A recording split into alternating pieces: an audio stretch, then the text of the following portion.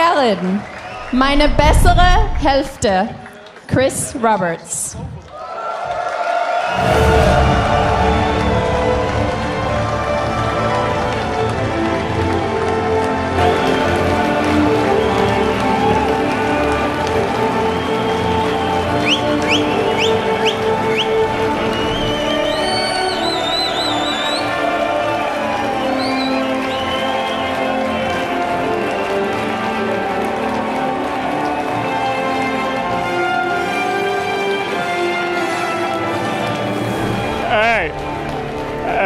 That's some pretty loud music there, so thank you very much for the nice entrance.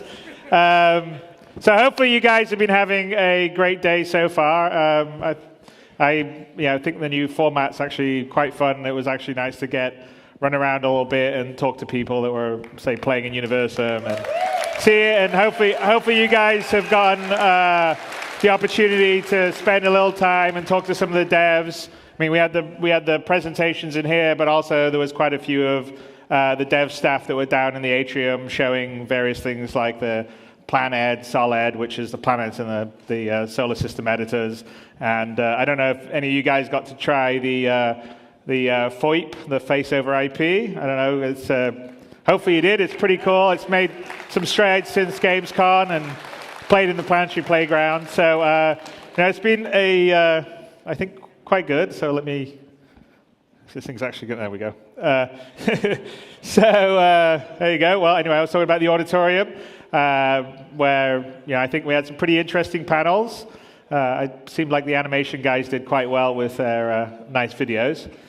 And obviously the Pioneer panel we had just before here, which is something that I was saying actually when I was wandering around in the Universum side, is the extra amount of game mechanics that having the planets that we're building allows us, I think, is pretty exciting because there's a lot of potential gameplay that goes beyond just straight sort of combat or trading, which is what you would typically get in a space game. So that's pretty cool. And then obviously, we spent some time talking about the beginning of the Stanton system.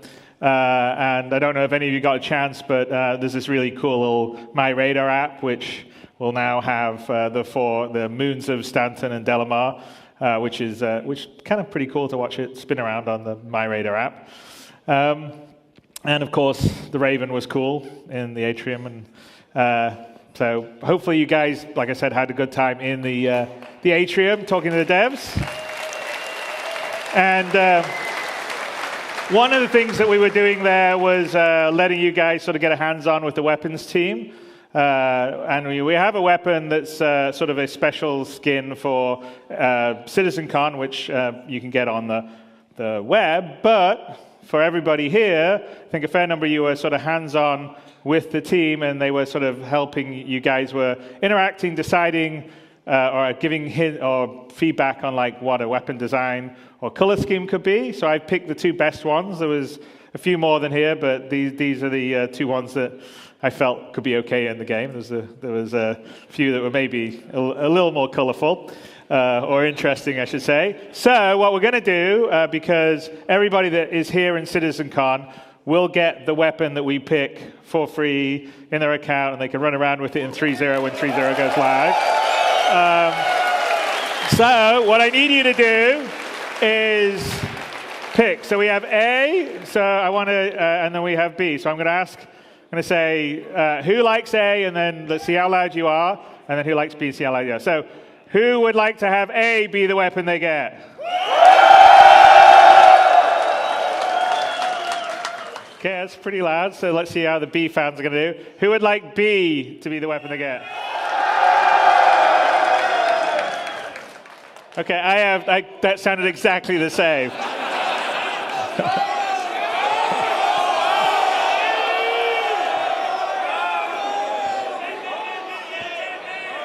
Okay, all right, we're going to do it one more time.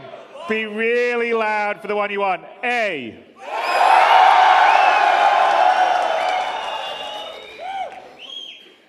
B.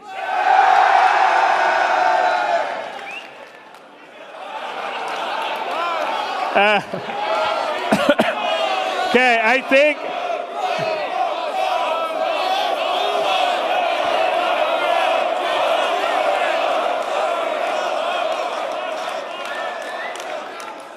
All right, screw it, both. We'll do both of them. You guys.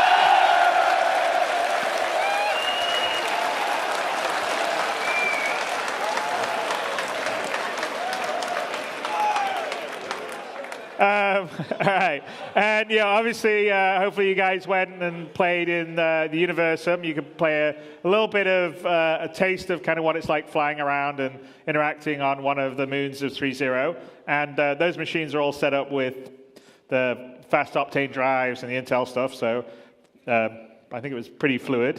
It was pretty cool. So hopefully you guys had fun. Who got to play? Who played up in Universum here? Okay, all right. And then, yes, you got to mingle with the devs, which was, I think, pretty cool. Hopefully you guys got to talk to other devs besides maybe me. Yeah? Okay, good. And then we had our live stream, which I did hear that there was some lag apparently on, but we spent a lot of money in this venue to upgrade their internet, so it certainly wasn't that. So we're going to blame it on Twitch at the moment. I was watching some of it back when we were working on the presentation back there, and I wasn't getting lag. I was getting a couple of, like it would pause, and then it'd be fine.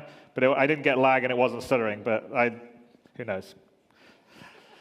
Who knows? It's our curse. Anyway, here we go. So what's next? So right now, as most of you know, we're working on getting 3.0 out. We've currently got it in Evocati testing. Are there any Evocati members here? Okay, well, thank you guys very much, because you're dealing with the painful part of it, where it crashes a lot, and you guys have to sort of not concentrate on the fun, but concentrate on the errors. We say, please, we need a lot of people playing this thing. And I have to say, I don't know what you guys do, but our QA staff never managed to do the things that you guys did to the servers. So we were like, oh, this is looking good. It's 30 frames a second. And we put it live to you guys, and it's like, it's now 8 frames a second. What do they got? Oh, they've got 20 staff errors. What are they doing?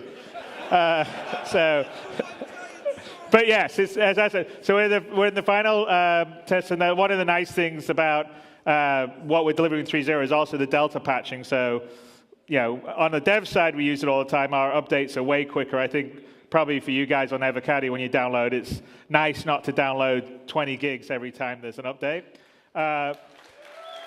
And so I think that's going to be better for iterative stuff, and it's definitely going to be better down the road for our sort of future delivery of content and features and patches. So we're quite excited by the Delta Patcher, and as we move into the wider PTU and then live, everybody's going to get to experience. But it definitely makes your life much easier, and getting sort of quick patches and updates is much less of a deal. And if you've got constricted bandwidth, I think it's definitely something you want.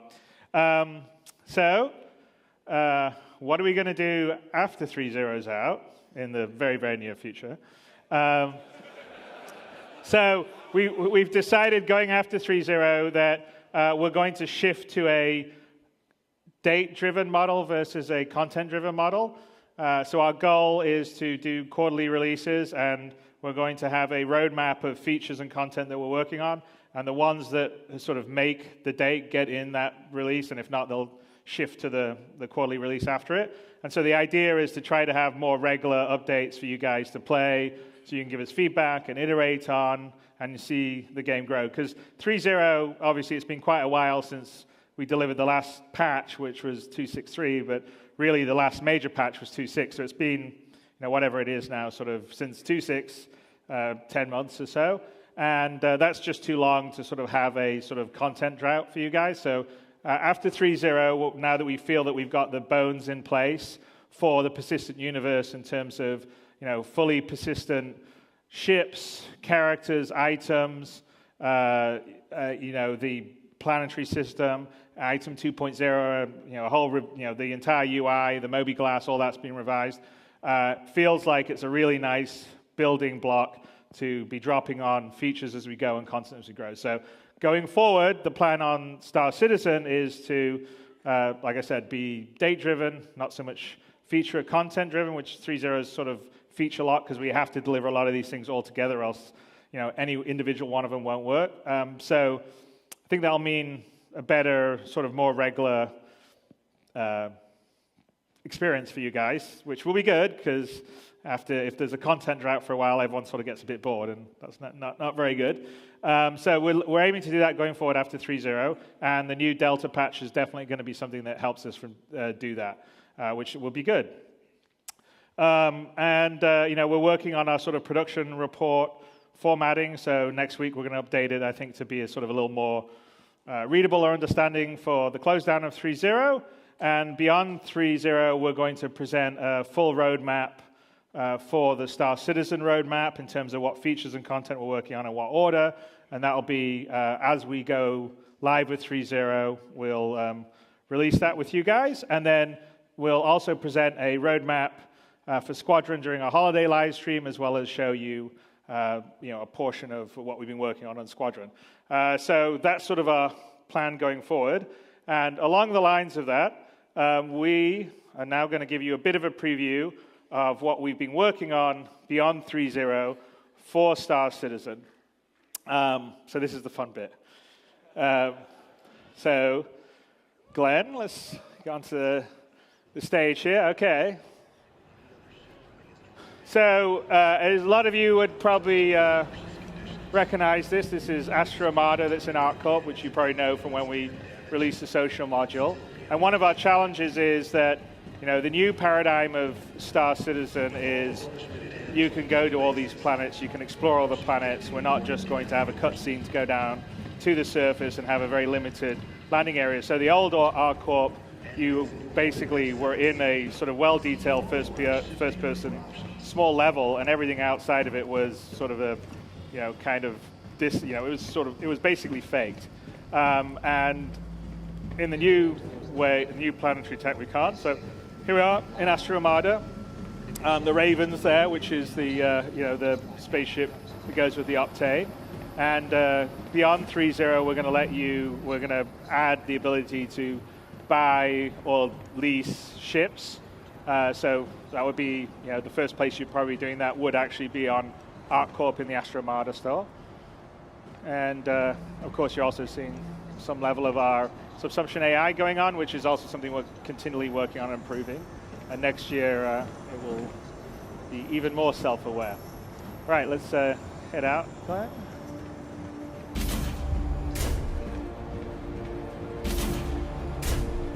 Okay, so we've got a bit bigger.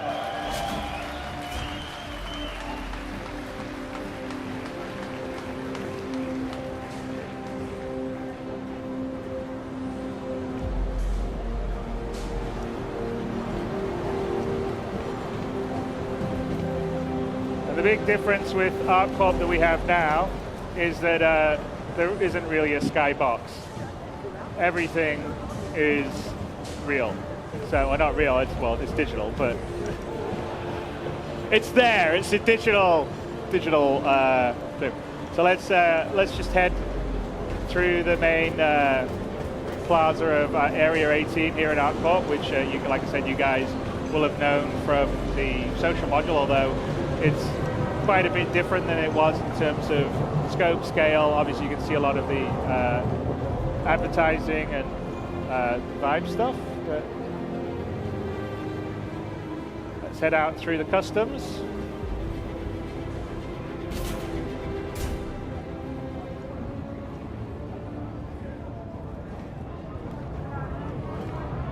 You're clear. Move along. All right, let's go.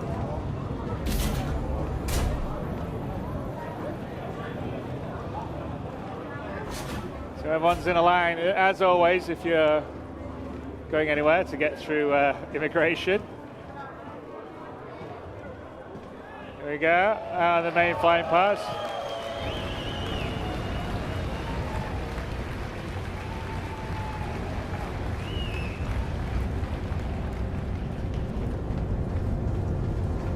So, yeah, very Blade Runner-esque we got going.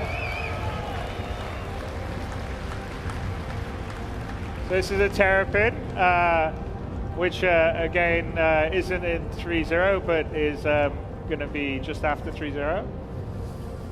Although I think we should probably, Glenn, shouldn't really. Let's start the small amount, right? The new Aurora, perhaps.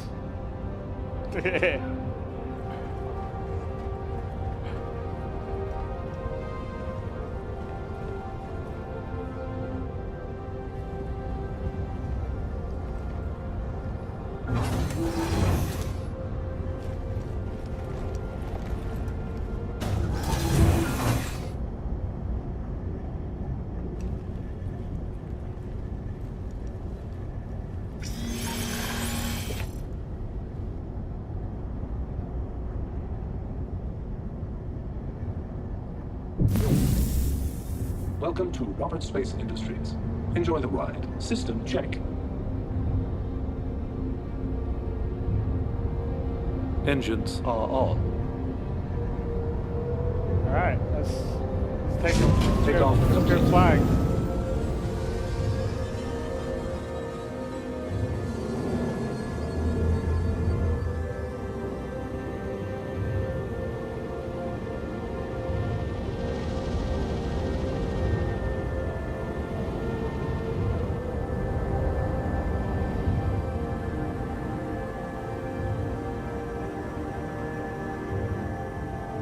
Not sure we're going to let you actually get this close to the populated areas, but we'll let you guys do it.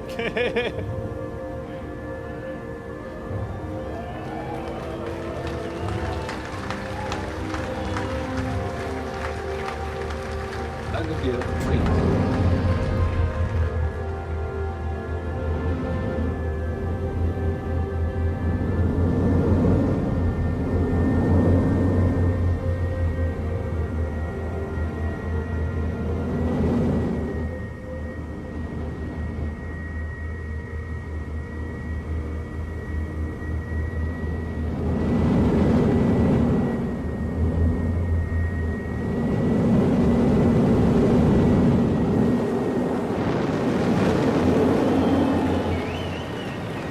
So, what you're seeing here is ArcCorp, which is essentially a full-size, Earth-sized planet, completely covered with man-made structures, and at a real scale. So you're seeing everything to the horizon, fully covered. You can basically fly all over ArcCorp.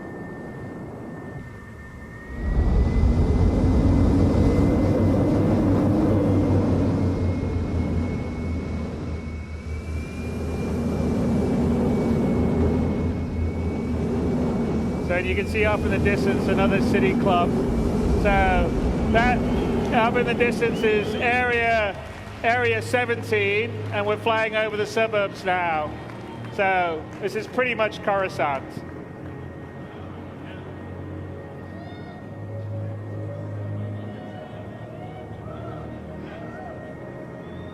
And this is our engine wizards in the Frankfurt office. Who's doing this? So Marco Cubetta and Alex Ramotti, who will be out here in a bit. And actually area 17 over there is about 25 kilometers in the distance. So we're just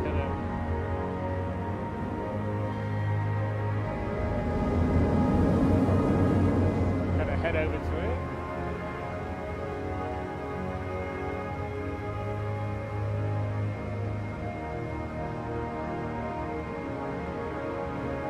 Landing gear deployed. 2947! There's that tradition. Hello, CitizenCon 2947. Landing gear free.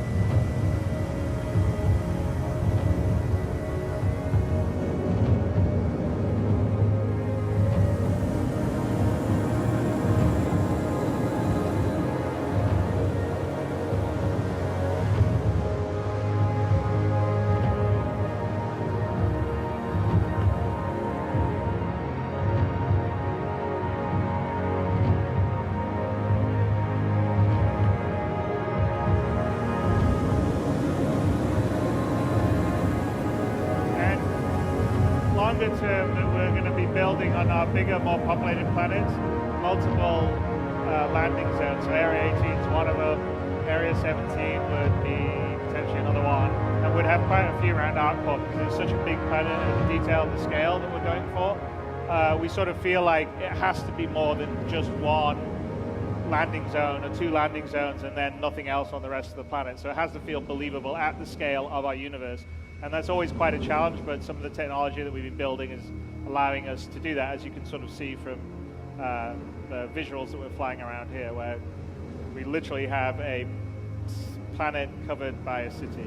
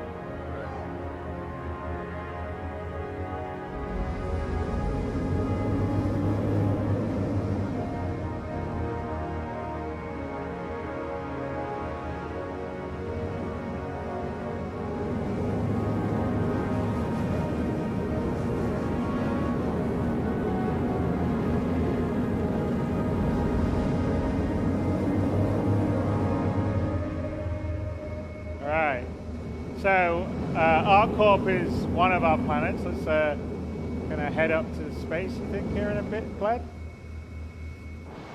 We can have a little view of Area 17 as we go beside it, though.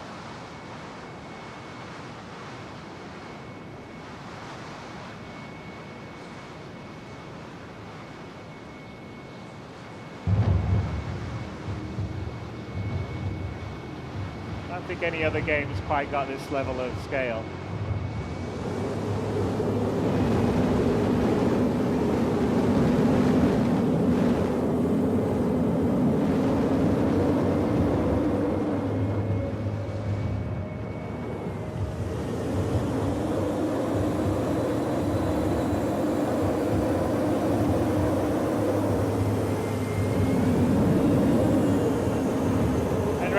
And that little the red cluster you see up there is actually the pyro system. So when we leave Stanton, that will be one of our destinations. As you sort of see.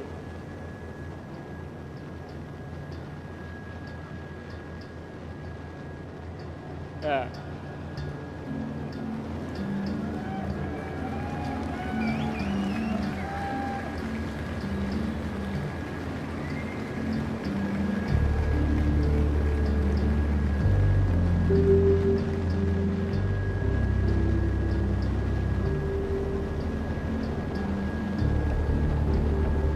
Well, don't worry, we're working hard on it for you guys.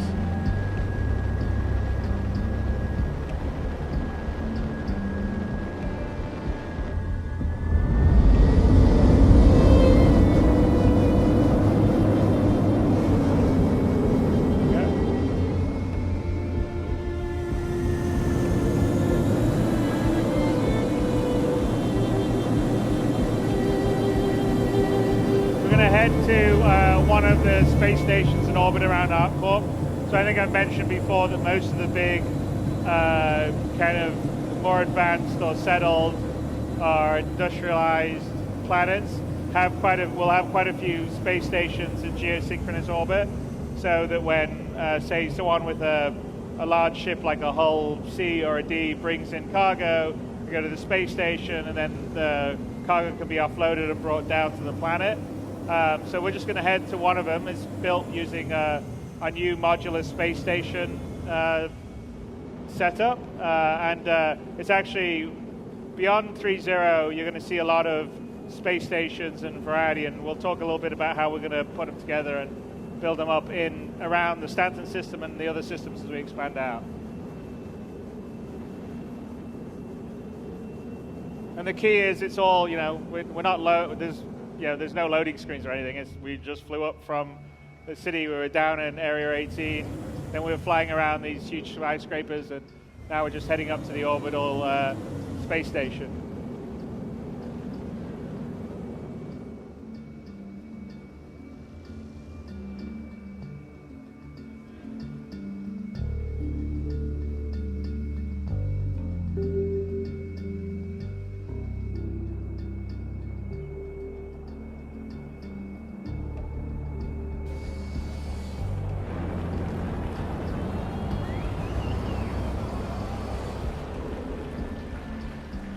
Glenn's just showing off.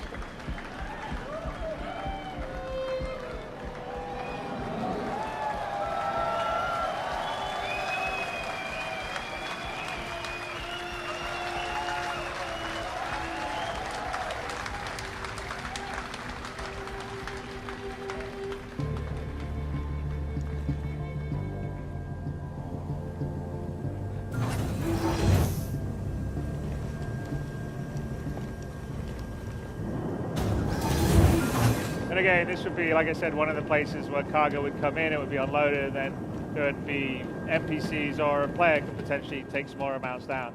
But to give you an idea of this is, the beauty of the sort of Star Citizen 64-bit precision is like we fully, it's all there. We're up here on a space station looking down on the planet.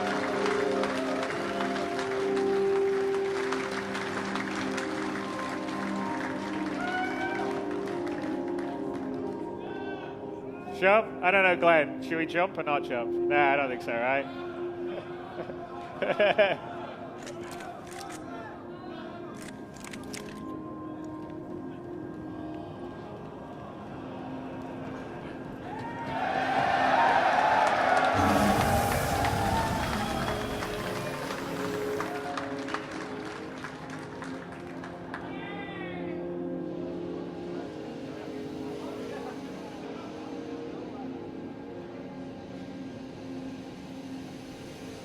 All right, let's get back on the platform.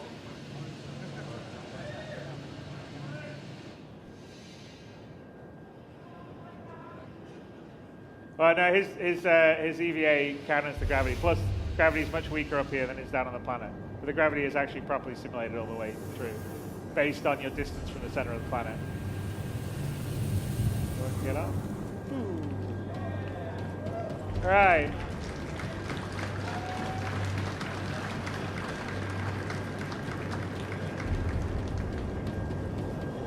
So inside these are all got interiors, and in fact, we'll show you kind of how we build them in a second.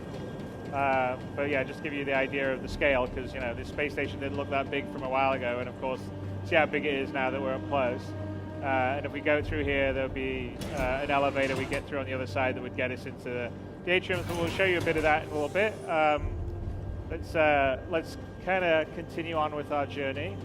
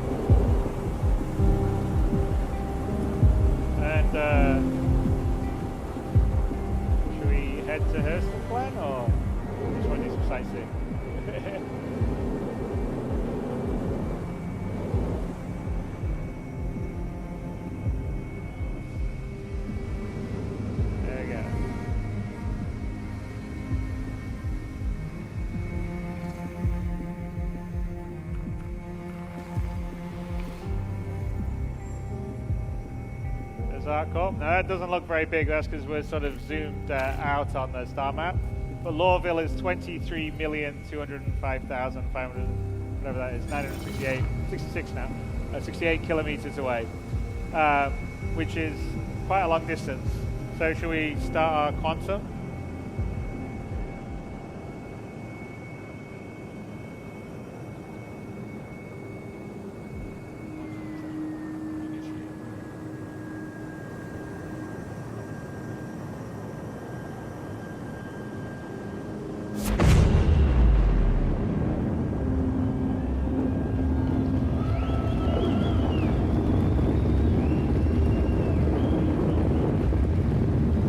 So as you can see, we've upgraded the whole sort of jump effects and everything using the new GPU particle system that's coming in with 3.0. Yet another thing that we've added, which you can see with the contrails and the engine trails. Now, 23 million kilometers, even at 0.2 of the speed of light, takes about 8 minutes. Now, and actually in the gameplay side of things, it probably would actually take you longer for the journey because you'll probably get pulled out of quantum by some other ships, and there'll be we won't probably let you go one jump directly to the other jump because there needs to be some time invested in getting there, like taking cargo or whatever else. But just a pure unaltered, uninterrupted jump's about 8 minutes at our quantum speed. So while we're doing that, we're going to take a little bit of time to reflect back on the tech that you saw on display. So Sean, you want to come to the stage, and Alex Ramotti, who's one of the key people at procedural tech. And I'll hand it over to them to sort of talk about how we built some of the stuff you just saw. All right, hi there everyone. So for those that don't know me, my name's Sean Tracy. I'm the tech director of content here at Cloud Imperium Games. And up here on stage with me is one of the bright minds behind some of the content that you saw there in Area 18 in ArcCorp, and behind some of the tools, and his name's Alex Ramotti. He's our lead technical artist at Cloud Imperium Games. So, figured while we're on our way to Hurston that we'd kind of show you a little bit about the tools and basically how we're going to go about filling, hundreds of systems with just as many planets with, meaningful content and things to do for you guys.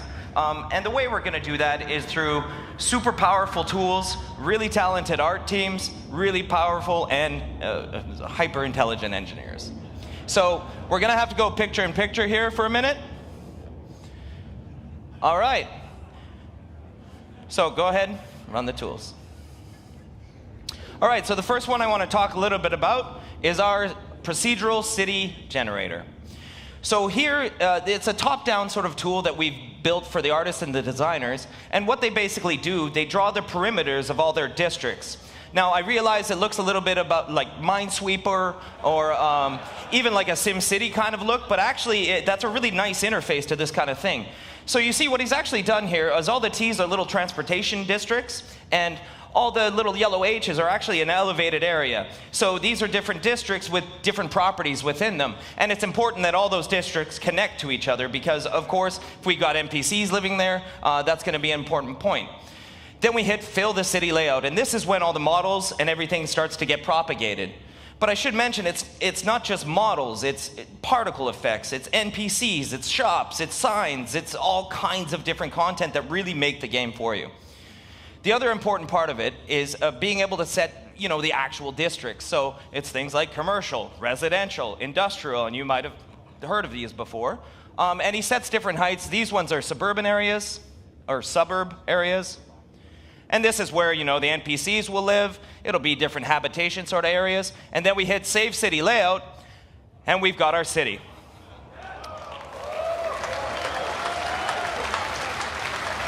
So it's a really exciting tool set, and again, this comes from lots of artwork and really, really, really intelligent engineers. So you can see that in the distance is our elevated area. We've got a sort of industrial area that's been built up. You've got the signs, you've got the shops, and you could even see before when it was a little higher up that there's transportation between all of these districts, so you can still move around between, and that could be monorails, that could be roads, that could be whatever the artists actually come up with. Or design, rather. They come up with it. So as he flies around, you can see that this was more the commercial kind of area. This is where you'd find some of your shops, things like Dumpers Depot. And then over here was that sort of suburb area that he actually built up. So again, it's a really powerful tool set, but it's really only one piece of the puzzle. So the next piece of that puzzle is building up the interiors to this. So keeping that same concept in mind, we load up a different tool set. And this one is called, we call it our layout editor. So this is our interior layout editor, and it can be used for all kinds of things. So here's our Data Forge editor. You might have seen this on ATV before. And this is where we set up all our real meaningful data. So these are different libraries that are used. But for the artists and designers, what they actually use is a flow graph system. And each of those boxes or nodes are actually rooms. And each of the connections are hallways or doors or elevators and things like this. And you can see that all the rooms are connected in a certain way and in a meaningful gameplay way. So those are elevator shafts. We might have a mission giver room. We might have a treasure room. We might have a pickup room. We might have a secret room. There's all sorts of different properties that go within them. Once we've got that flow graph, we go to our editor, we load that flow graph, then we give it a deterministic seed, and click OK, and the tools go ahead and build that environment for us. So now, an artist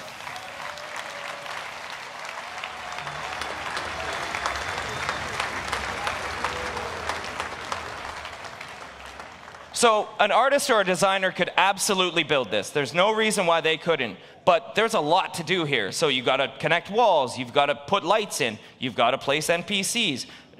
Even some kind of technical things. We've got to place atmosphere areas. We have our room system. We have a power system. And one of the problems with that is that, it's a little prone to error. So like, oh, if I forgot my link, I didn't name it right, or whatever. Or I used an art kit that the art team wasn't quite ready for, things like this. So it kind of mitigates that problem. But you can see there's very meaningful content. And we've got a level of like Port Olisar already generated within a couple minutes. And again, design or an artist could absolutely do this. But again, we've got to fill a massive amount of content here. So he explores around a little bit. We can see that there was a shop earlier. I think we might have gone through Kasaba, check that out. And the other thing about it is a lot of these sort of systems will only generate like a certain one floor. But again, if we put like a stairs node within it, we're going to get different levels. So here we load a different flow graph.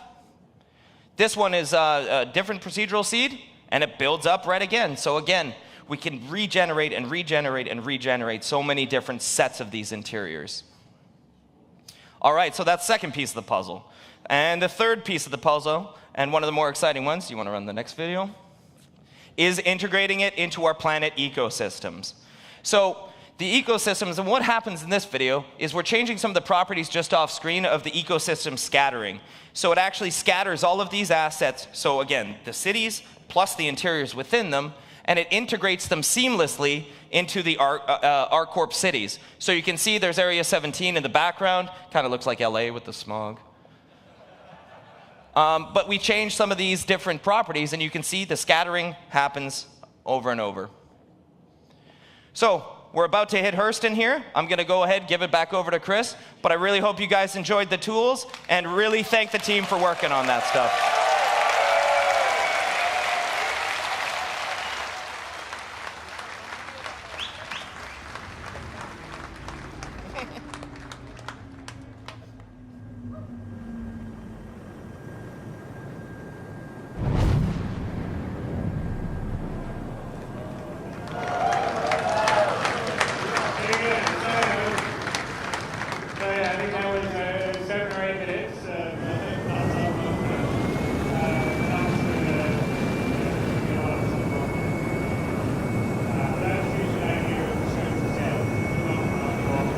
Out, went to a space station, looked down at ArcCorp, then quantum travel, flew through the space. We haven't done any loading. It's all in the same star system. And now we're in orbit, like high orbit actually, well, quite a ways out from Hurston, which is another planet inside the Stanton system. ArcCorp is owned by ArcCorp. In the Stanton system, the UE leased each one of the major Earth-type planets to different corporations.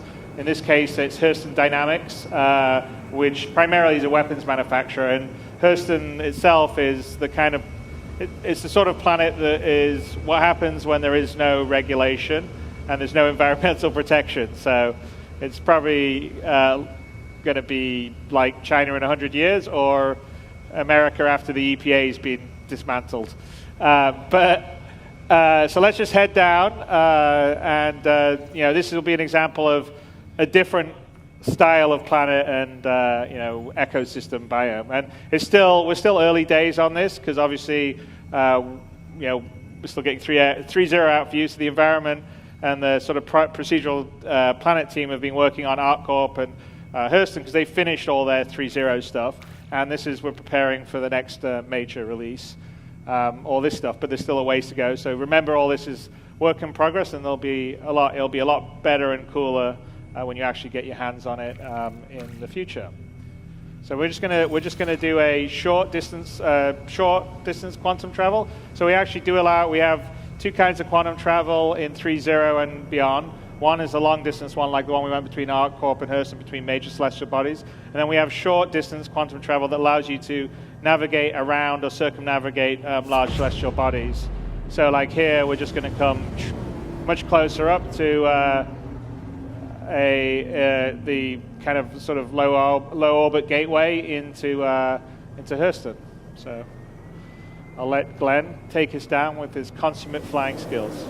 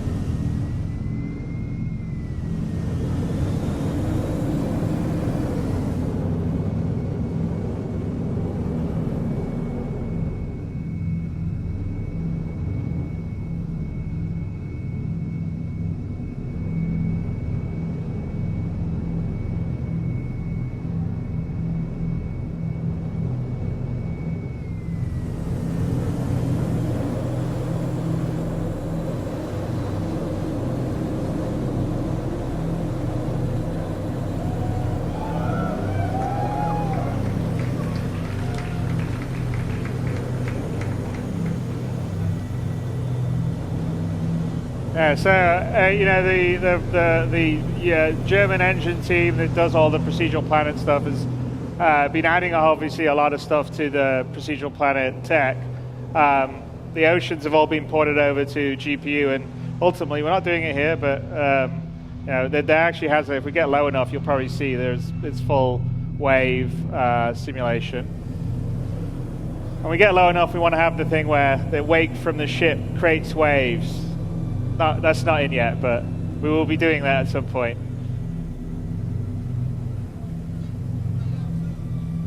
Yes. Well, as you know.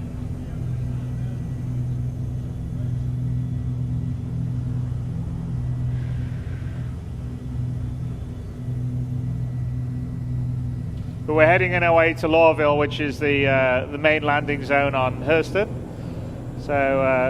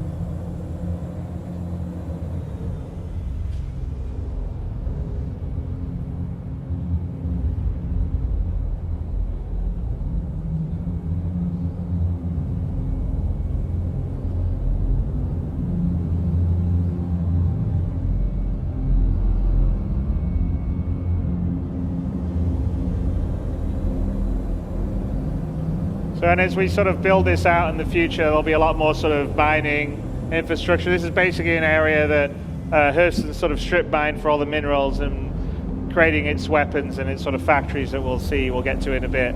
But as we move forward, we've just sort of beginning of fleshing out sort of the secondary locations and objects. We're going to add things like, big, macro vehicles that would be excavating dirt and stuff, and give it a lot more variety, because Hurston's going to have quite a few more ecosystems than we're showing right here. But let's head up towards Hurston. You can actually see in the distance the big Hurston Dynamic. It's sort of like the Tyrell building from Blade Runner. So that's the main area, and actually when you land in Hurston, that's where you're likely to land, and it has all these beautiful shops inside, and it's all nice, but the outside of it's all kind of smog and factories and polluted air. So let's fly up through. And again, Lawville's built using the same tech. It's a different kind of building set for a lot of it, but it's using the same sort of distribution tech that we do to sort of build out a city at a realistic scale for the ships that we have in the game, so, which is kind of important for our game, because we want to have everything feel real, visceral, tactile.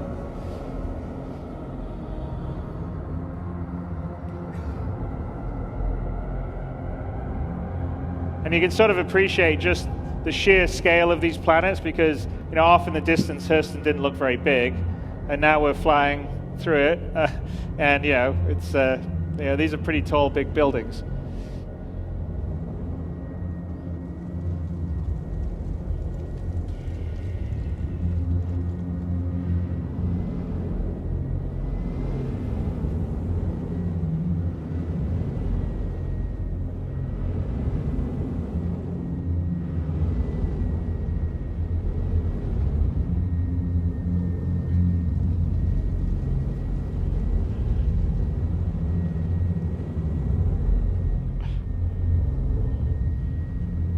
Glenn likes to show off.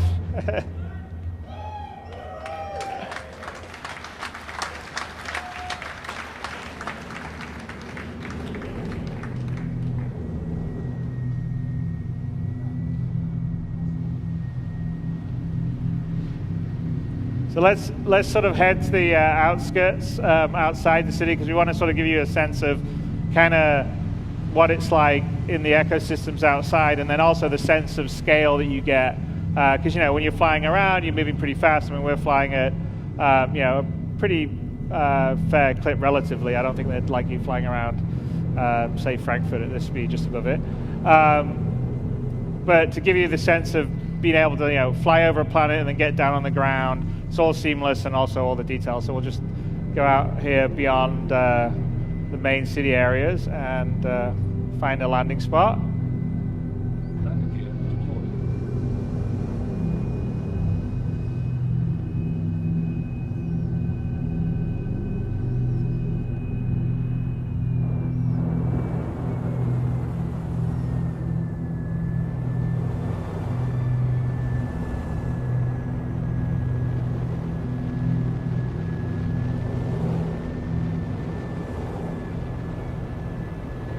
Find one that's not rock. There you go.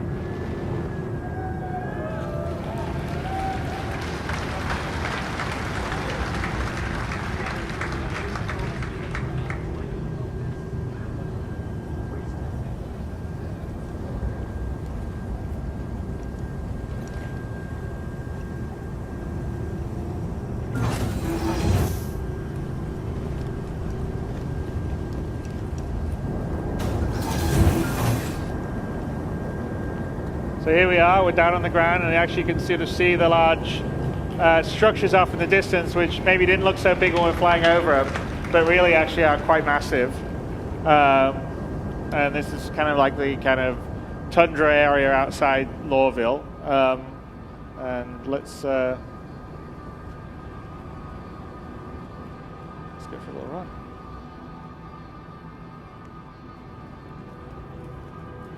And again, this is sort of what our goal is to try to kind of deliver the kind of, on foot, first person, crisis level of detail for the environments that you're in, but, doing a lot of it procedurally and, on a planetary scale. So it's quite challenging, but I'm, very confident that we're going to deliver all that goal. And, the team we have doing it, who, a lot of them were here giving a talk earlier, are incredibly talented. And I'm pretty excited by the potential. I mean, we've got a lot to go in terms of building further ecosystems, also creating fauna for planets. So there's a sense of wildlife. Some could be hostile, some could be passive.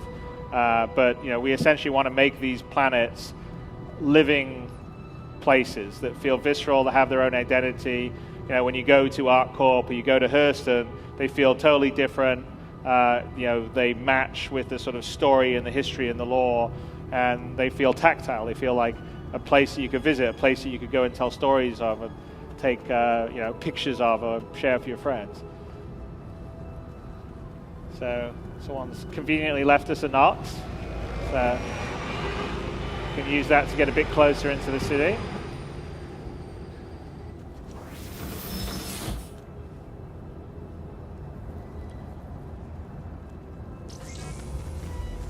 Systems activating. Systems on.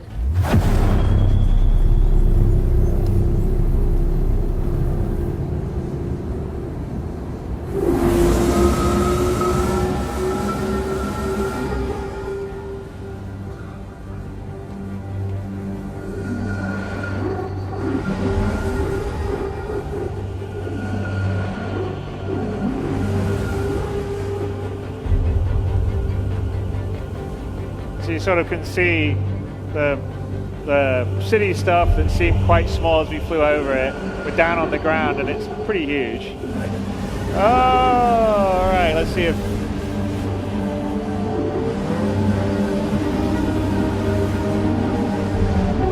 Oh! Glenn, you're just showing off now.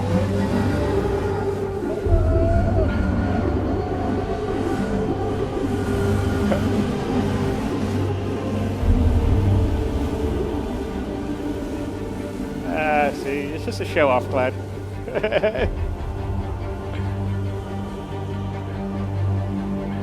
I don't think it's that good of a show off. So here we're sort of coming to the outskirts of one of the factory areas of Lorville.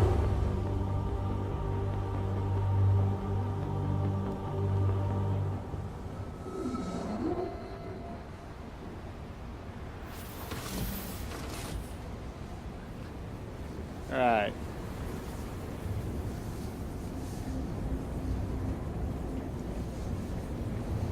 And again, we just have the beginnings of sort of our NPC population system. So some of the other stuff besides the interior procedural stuff is, longer term we're working on sort of a background crowd simulation system, a traffic simulation for ships coming and going in the background.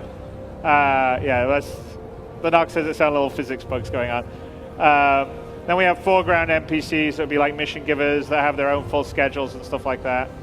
But all the places will get populated and feel like they're full of life. So you'll have like I said, the whole goal is to have 90% NPCs to 10% players in the universe. And when you come to a place like Lawville or a place like ArcCorp, it has to feel like, it has millions of people in it because these cities are at that scale and that's sort of what we're used to. And so we're working very hard to build background systems to be able to do that, scale it, create them on demand, and create a realistic feeling location on whatever planet you're visiting. So as you can see, there's the Hurston Dynamics main building off in the distance. So it's again, that gives you a sense of like the scope and the scale of the city really is compared to what we're doing now.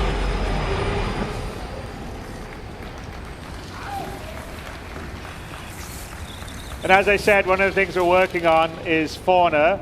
So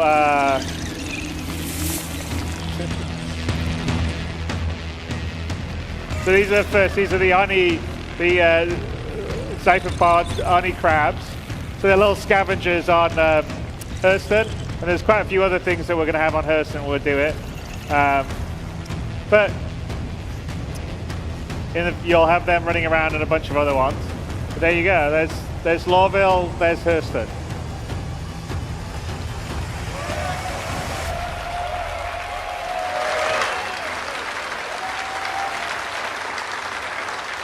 So that's the sort of preview of where we're going, and you can see the amount of attention to detail and the amount of love and hard work that's going in from the team to do that, because we really want to build out the universe of Star Citizen to the level that matches the vision of us and you guys, plus all the amazing concept art that everyone's done. So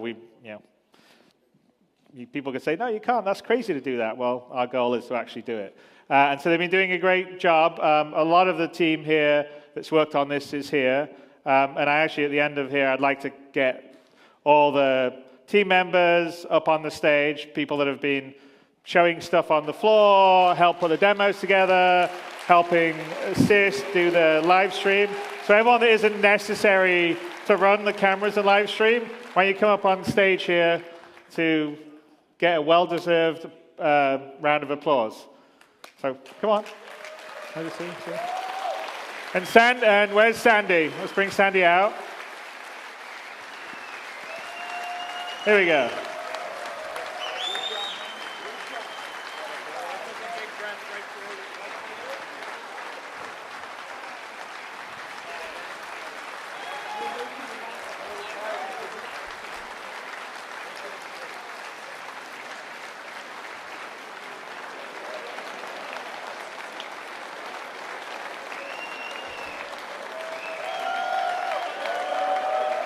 Whoa, get my other guys, come on.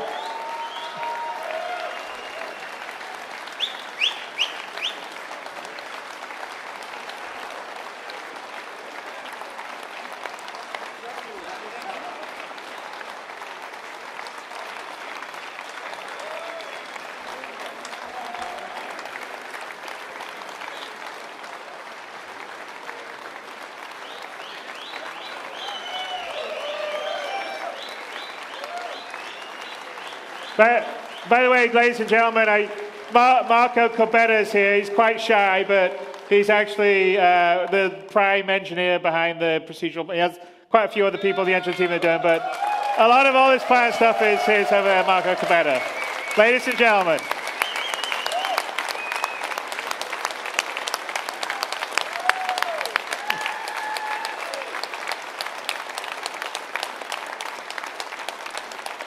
I like to call out Marco because he's quite shy. He doesn't really want to have any attention. That's why he didn't want to do a panel or anything, but I like to embarrass him. But well done, Marco. It's awesome stuff. And the environment team that built all that stuff did an amazing job. I mean, you met quite a few of them.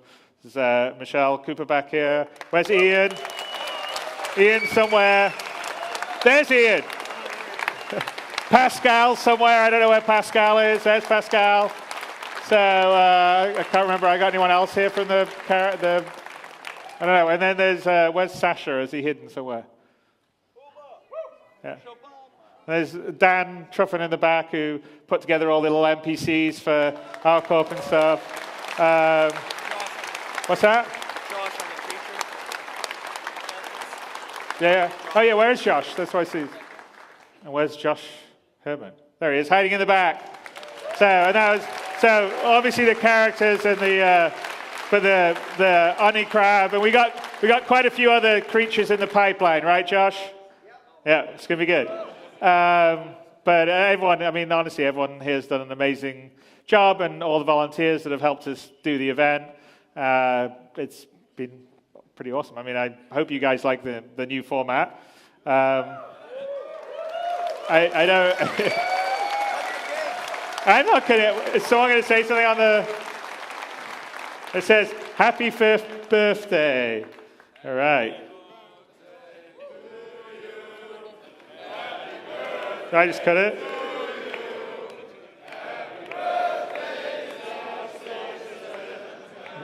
All right.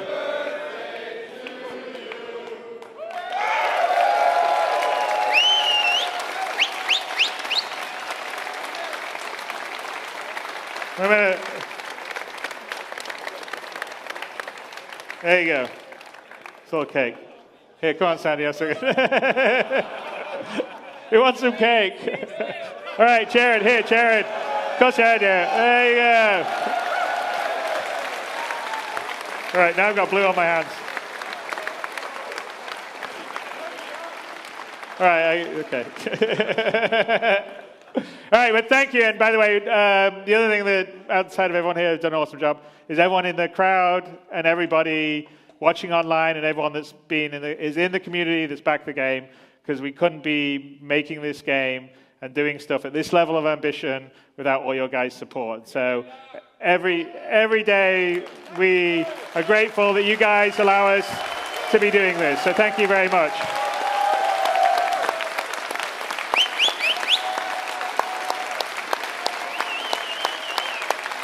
And with that, I think we'll see you in the verse. Yeah? All right. Okay, guys.